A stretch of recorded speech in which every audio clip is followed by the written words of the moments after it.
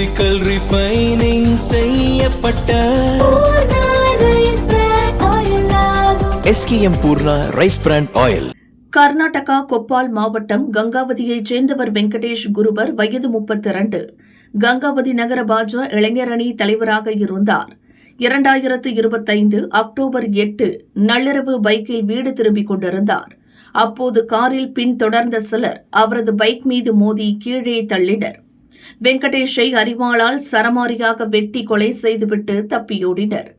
இந்த வழக்கில் ரவி, மயிலாரி, தன்ராஜ், பீமா, சலீம், கங்காதர் கவுளி ஆகிய 6 பேரை போலீசார் கைது செய்தனர். அனைவருமே 30 வயது நெருங்கியவர்கள். இவர்களுக்கும் கொலையான வெங்கடேஷுக்கும் முன்விரோதம் இருந்துள்ளது.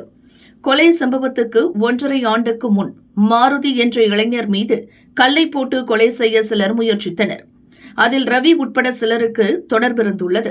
இதை நேரில் பார்த்த வெங்கடேஷ் போலீசாரிடம் சாட்சியம் அளித்தார். மாருதியின் சிகிச்சைக்கும் உதவியாக இருந்தார். இதனால்தான் வெங்கடேஷை கொலை செய்ததாக குற்றவாளிகள் ஒப்புக்கொண்டனர். விசாரணையை முடித்த போலீசார் கங்காவதி கோர்ட்டில் 927 பக்க குற்றப்பத்திரிகையை தாக்கல் செய்தனர். நேற்று நீதிபதி சதானந்த நாகப்பா வழக்கு விசாரணை முடிந்து தீர்ப்பு வழங்கினார். சமுதாயத்தில் இத்தகைய கொடூர செயல்களை சகிக்க முடியாது. குற்றவாளிகள் இதற்கு முன்பும் பல குற்றங்களில் தொடர்பு கொண்டுள்ளனர். 6 பேருக்கும் தூக்கு தண்டனை, தலா 3 லட்சம் ரூபாய் அபராதம் விதிக்கப்படுகிறது என தீர்ப்பளித்தார்.